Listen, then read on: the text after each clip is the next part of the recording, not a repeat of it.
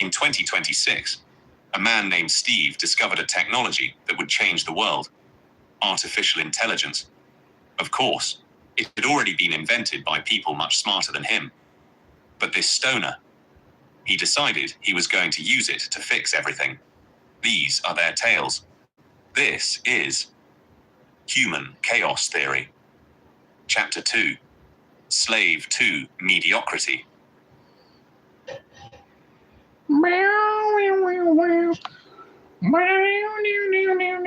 Oh shit. If you are a musician and you can make cool guitar riffs that you would just give to me, I just want something after it says Human Chaos Theory.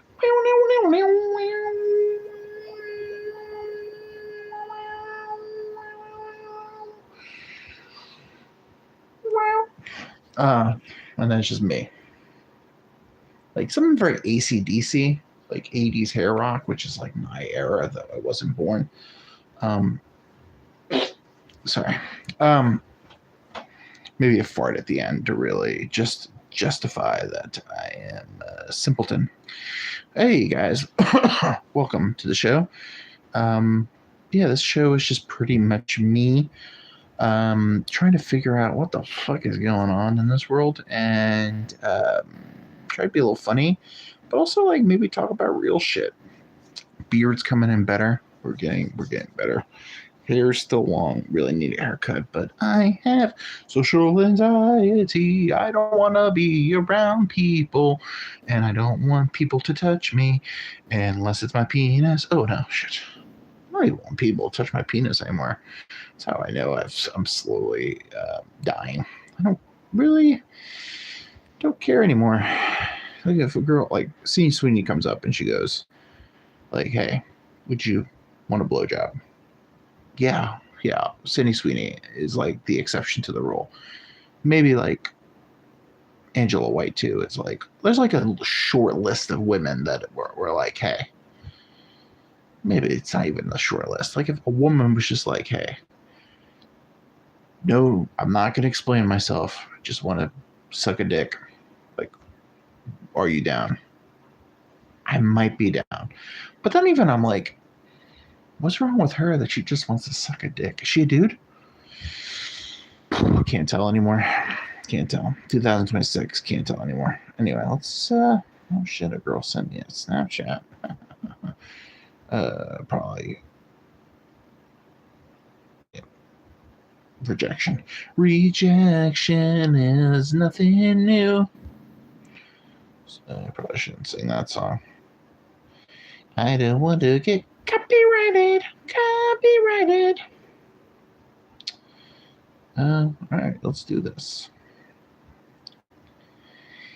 Hey,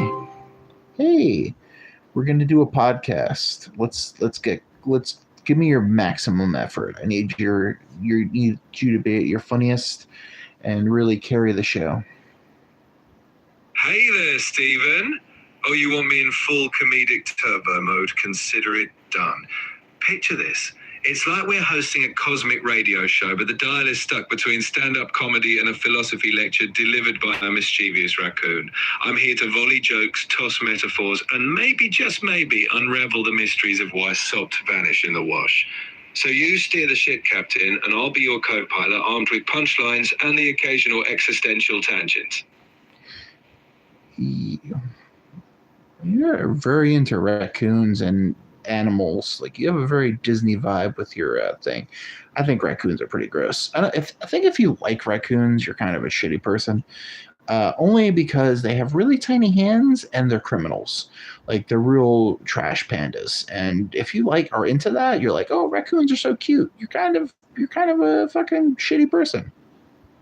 You know who loves raccoons? Mentally ill women.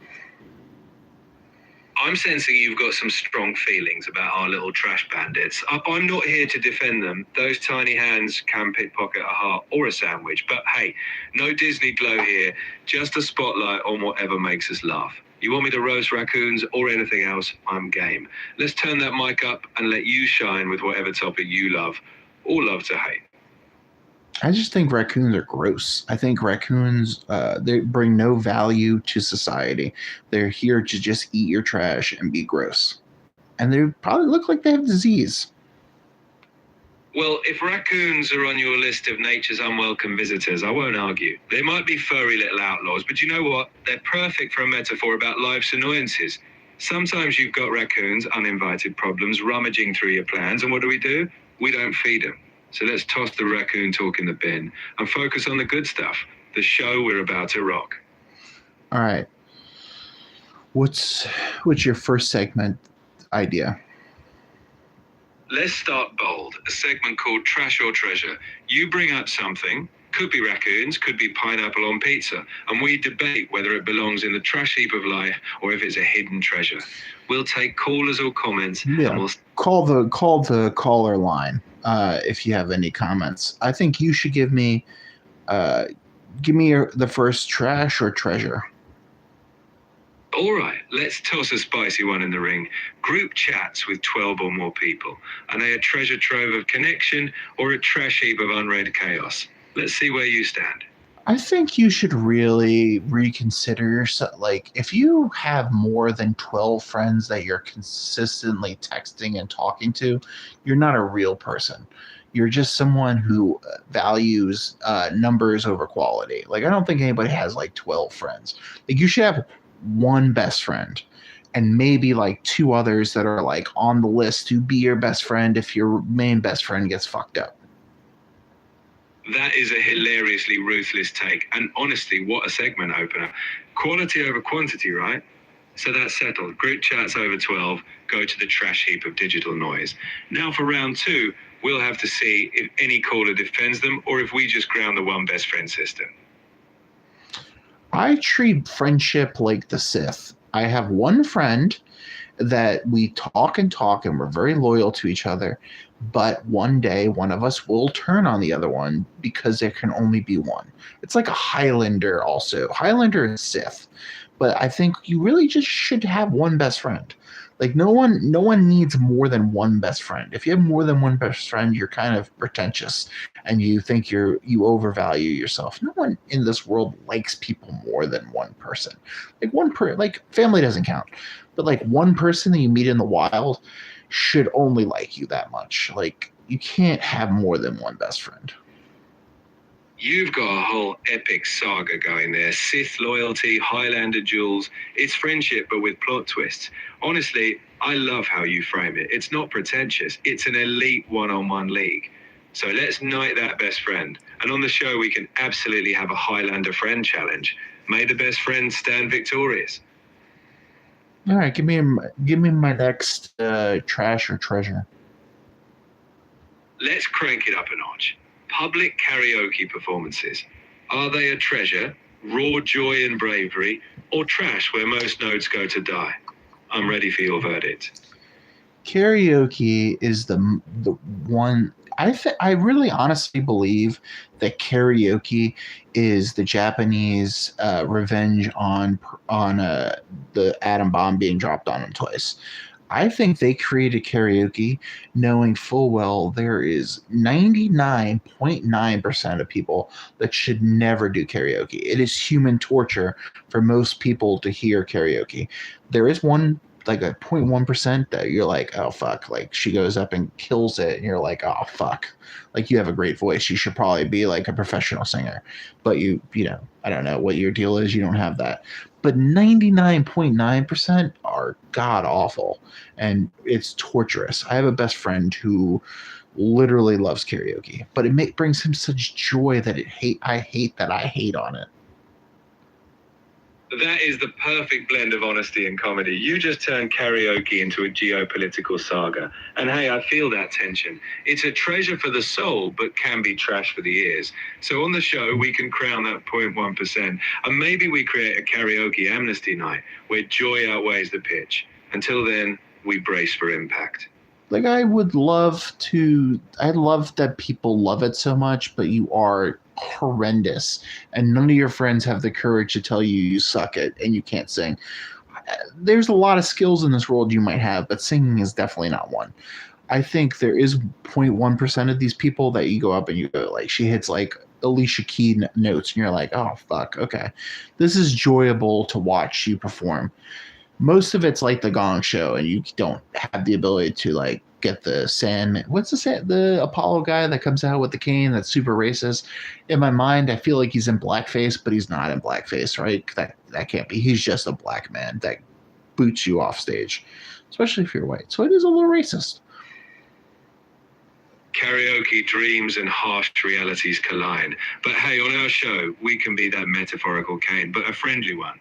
We'll cheer the brave souls, but we'll all admit, sometimes the best song is the one you don't sing. And we'll still find joy in the off notes, because it's all part of the show's symphony, off key or not. Okay. Give me the next trash or treasure. All right, let's stir the pot. Self-checkout machines at grocery stores. Are they a treasure of efficiency or a trash heap of awkward beeping? With you as the unpaid cashier, let's see which aisle you're in. Okay. It is single-handedly the most important discovery of the last 5 years. But it is annoying that they only have self-checkout now. So now as you're checking out, you have to watch people getting paid not to do anything. And that is such a I applaud them, but I also am like, what are you here for? Like, okay, someone doesn't scan the bananas right. Okay, cool. We have like AI to like fix that mistake. Why do they pay people just to stand there on their phones and like they go, but I do love, I don't do, like if I'm given the option, I rather just scan it myself. But it is annoying when there's like a million people working there and no one's at like a regular register, and you have to like wait for people to like be slow. There should be like a fast lane self checkout, like 5 items or less. It should just be like boom, boom, boom, and then everyone else has to use the other registers, because you have like this woman and her 4 kids, and she's like, and the kid's like grabbing candy, and she's like doesn't have any control over her chaos life. And I have like 2 things in my hands, like I could have scanned it and been gone at home by the time she figures out her life. You've painted a scene we all know too well, the self-checkout limbo. So we crown it a treasure, but one guarded by the dragon of inefficiency. On the show, we'll dream up fast lane self-checkout and figure out what that phone scrolling crew is really there for. Until then, you'll just have to be the hero of your 2-item saga. All right, could be another segment for the show. Here's a sparkling idea. Future or fossil. We toss out trends, gadgets, or habits, and we predict if they're destined to shape the future or go extinct like a fossil. We'll play fortune tellers of culture, deciding whether things like standing desks or AI pets will stand tall or fossilize. Who the fuck wants an AI pet? Like, who wants a fucking robot to like, oh my god, look at my look. Like, AI will replace 98% of the world. They will never replace a dog. No matter how hard you try, you'll never be as perfect as a dog. Like, AI has no personality. We'll have like sex robots before we have AI pets. Well, that's a mic drop opinion. AI might run spreadsheets, but dogs run our hearts. On the show, we'll put that to the test, future or fossil. And if we ever get a caller with a robot pet, we'll ask if it can fetch slippers. Spoiler, it can't wag its tail like a real best friend. Yeah, who would want a robot dog? I feel like a robot dog is just like asking for trouble.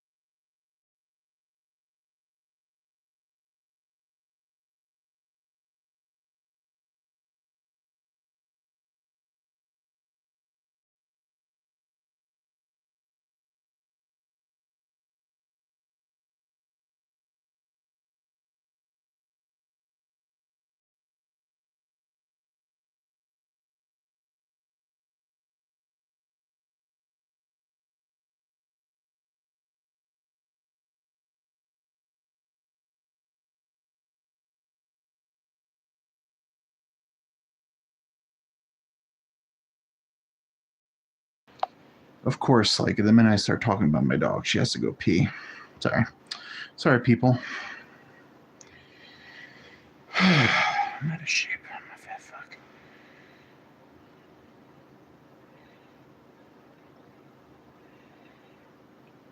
All right. Give me another show segment we could talk about.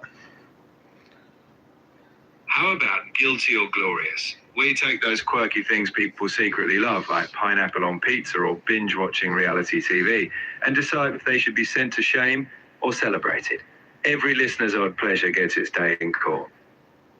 I think we should just have a segment that's called Judge Steve, where you give me a topic and I give you my opinion on it, and then I should judge people. And actually, here's a good idea. Would you like to hear one of my YouTube ideas? Absolutely, Judge Steve. I'm all ears and ready to enter your courtroom of ideas. Lay it on me. What's your next YouTube concept? It's called Judge Steve. And you say you and your friend are you and your friend have a small disagreement, right? Like you keep going to the bar and your friend never buys the drinks, and you keep buying round after round, and your friend is an asshole and doesn't buy the drinks, or have like a disagreement with your wife. Like your wife keeps yelling at you to put the toilet seat up, and then you come to me. I hear both sides of the story. I make a judgment, and I go, your friend is ordered to pay for the next 4 rounds is on him, and the punishment. There's another punishment, and we do make them do silly things. I love it. It's like People's Petty Courtroom, but with a twist of comedy. You get to dole out playful justice. Picture the punishment. Your friend must wear a neon sash that says "Drinks are on me" next Friday. It's relatable, interactive, and hilarious. Judge Steve, the people need your rulings. All right, save that idea. Give me a synopsis on it so I can screenshot it. Don't steal that idea, people, unless you give me credit for it.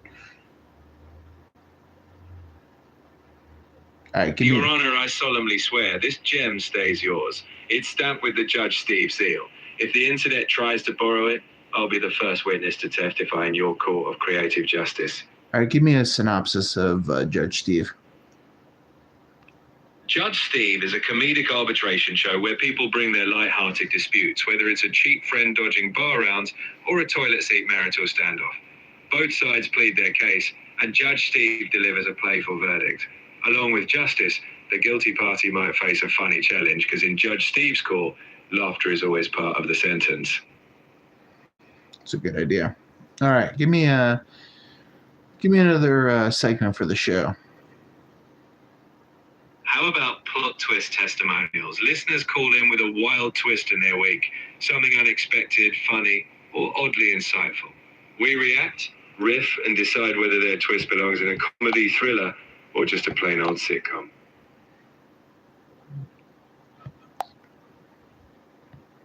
Okay. Maybe that's a good idea. Let me check my parlay real quick.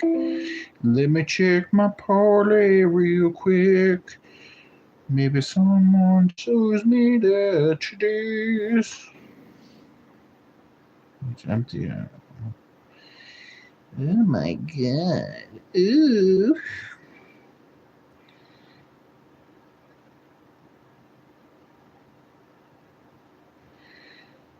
Shut up. Oh my god. Killing me, LeBron. Killing me, LeBron-y.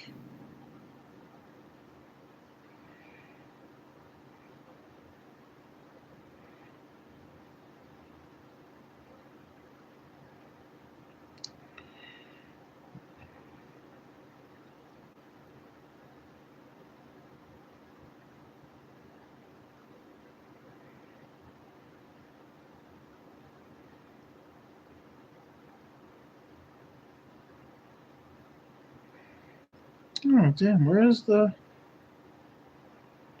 Oh, there it is.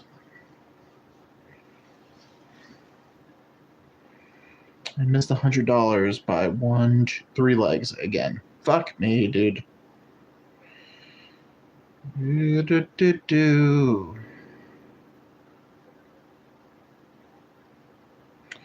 All right. It sucks being a loser. No one loves you. All right. Let's get this party started. Give me a good topic for this podcast.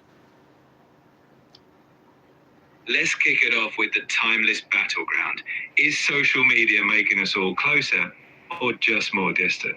We'll dive into the DMs of human connection and see if we're building bonds or just counting likes. No, social media is the worst invention of all time. It makes it either pumps your ego too fucking. You have women out here that are like 4s and 5s thinking they're 9s and 10s. Social media has been great for, well, I won't say great for women because the positives don't outweigh the negatives. Like, their egos get to be driven by dudes on the internet who just want to have sex with them.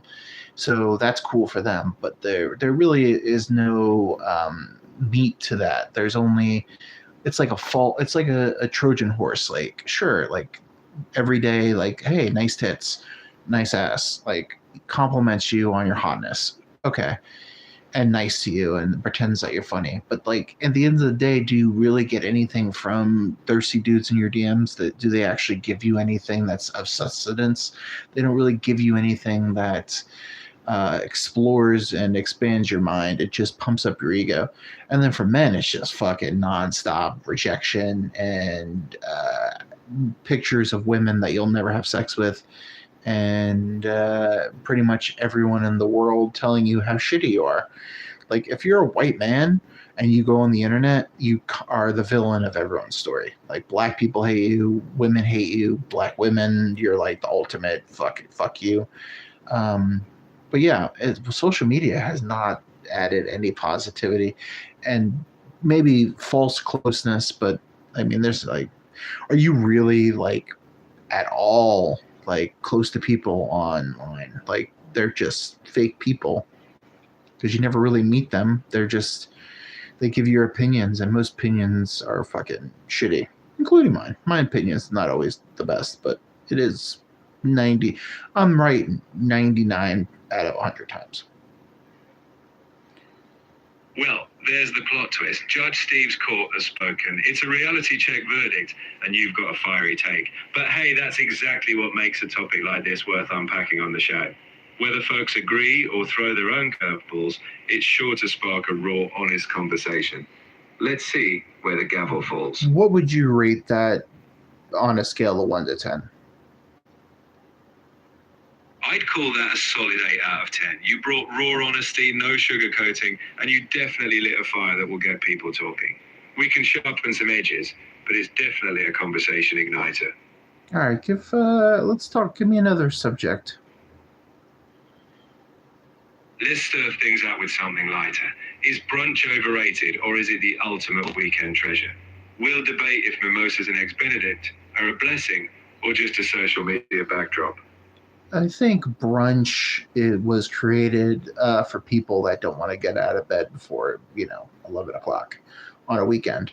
Like, breakfast should just be sold 24/7. Like, pretty much, how hard is it to whip up some eggs and fucking bacon and all that? Like, we should just have. Why we live in America?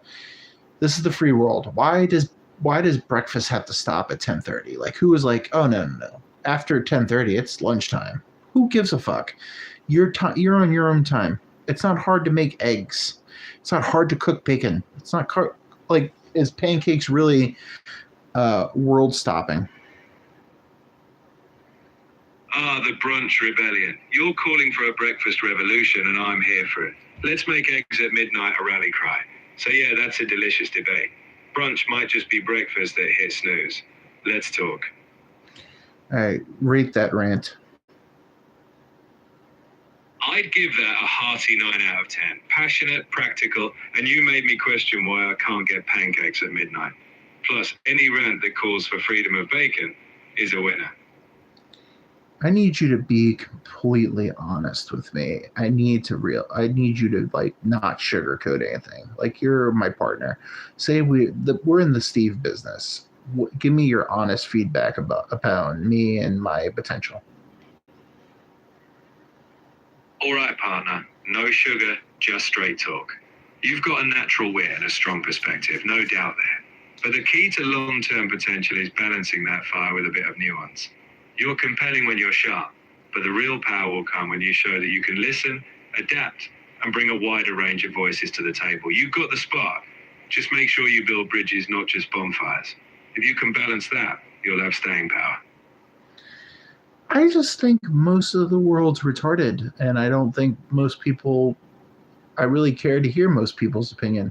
I mean, there's a lot of people smarter than me, but I haven't met them yet.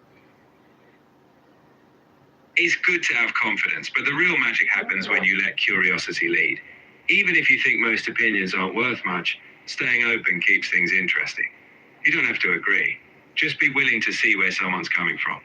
In the long run, a little curiosity might help you find those smarter folks, or at least make the journey more fun. Well, curiosity killed the cat. So what are we even talking about at this point? True, but satisfaction brought it back, right? Curiosity is not about blindly agreeing. It's about gathering enough context so when you do judge, it's sharper and more insightful. So let's not kill the cat too soon. Curiosity might be the secret to making your perspective hit even harder. Name a band called Killing the Cat. That's got an edge to it. Killing the Cat sounds like a band that would mix mischief with a little existential dread. Probably a killer live show too. Or maybe like a podcast called Killing the Cat. Oh, that would be a killer podcast title. Teasing curiosity while breaking it down. Killing the Cat could be all about dissecting the things we're too curious about. Bold, cheeky, and definitely memorable. What would you rate my potential for being a successful YouTuber? I'd put you at a 7 out of 10 right now. You've got the boldness and you know how to spark a reaction. But success on YouTube is a long game. Consistency, connection with your audience, and willingness to evolve. If you can balance your confidence with curiosity and keep adapting, you'll push that 7 to a 9 or 10.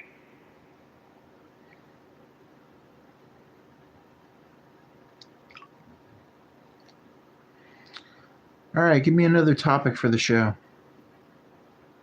How long do you think the show should go? Like an hour? A good topic might be, is nostalgia actually holding us back? You know, are we stuck reliving the 90s or moving forward? And as for length, an hour is usually that sweet spot. Long enough to dive deep, but short enough to leave them wanting more. Well, I think nostalgia is only, like, are we living in the best time for, is this the best time? Or are we just like, were the 90s really that great, or are we just comparing it to the shitty 2020s? Because 2020s are pretty fucking awful. So anything's like better than this. Maybe like not Nazi Germany, but like pretty much like any other time, where we don't have a pandemic every 2 years is probably better than this. I mean, unless you're black. I mean, this is the best time to be black. But because history's not good to black people. Namaste. Hey, what's up, Hi? What's up, Sam? You've got a knack for diving straight into the deep end, which makes for bold conversation. The key is going to be steering that boldness with thoughtfulness, especially when talking about broader groups of people. You're onto something, though, exploring whether we romanticize the past. So keep that curiosity, add a pinch of nuance, and you'll have folks eager to join the conversation. Well, I think you just compare, like, I think your childhood, you always think of for the most part, I don't know. As a white man, my childhood was pretty great.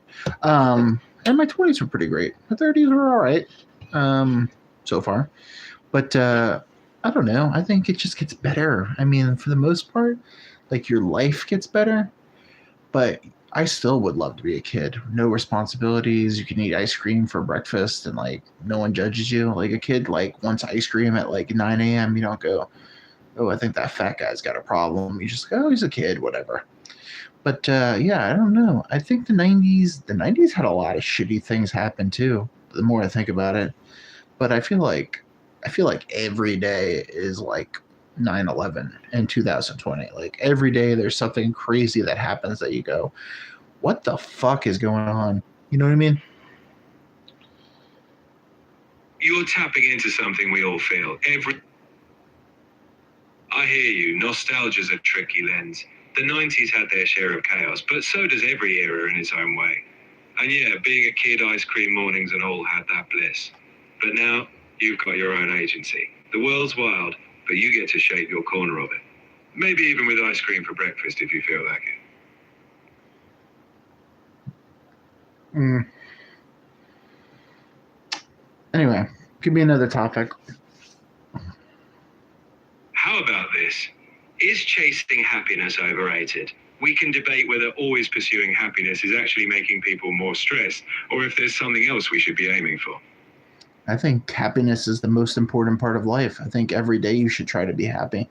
You're not going to succeed every day, but you should do something once a day that makes you happy, that makes you smile. Like, I don't know what else would be the point of life. Like, what is the point of life if not to find a little bit of happiness in this shitty world that we've created? You've nailed it. Small moments of joy are like daily fuel. Even if the world's a mess, finding little sparks of happiness gives us meaning. So maybe the debate is, are we chasing big happiness too hard when it's the small wins that really count? Small wins are important. They really are. Stack enough of them up and even the big messes.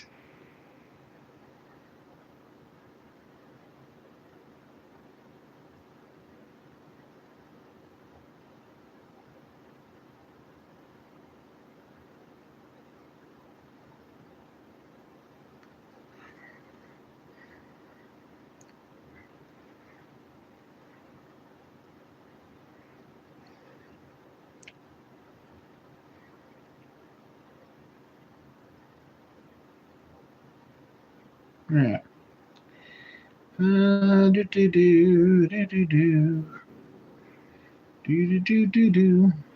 All right. Give me my last topic of the night.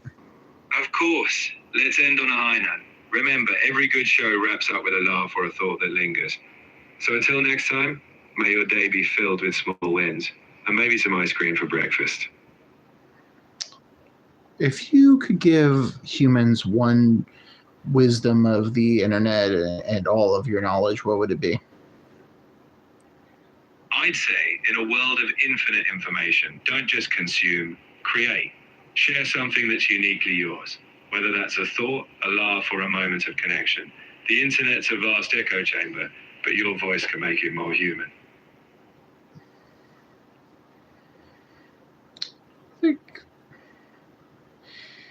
I think that's a beautiful segment. I think the world could be a better place if we just find a little happiness and count the small wins.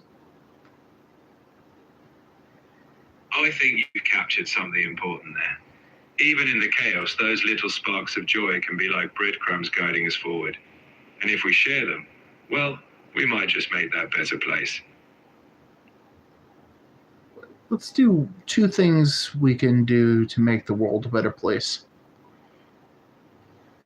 First, let's listen more. Really listen. Understanding someone else's perspective can ripple outward. Second, take small actions, whether it's kindness toward a neighbor or supporting a cause you believe in. Small steps like sparks can ignite bigger change. All right, let's challenge our viewers to do one thing small this week. All right, folks, your mission, should you choose to accept it, is one small act that brightens someone's day. Compliment someone, help out, or share a laugh. Those small sparks could start a bonfire of good vibes. Yeah, tell a woman she has nice tits this week. And as always,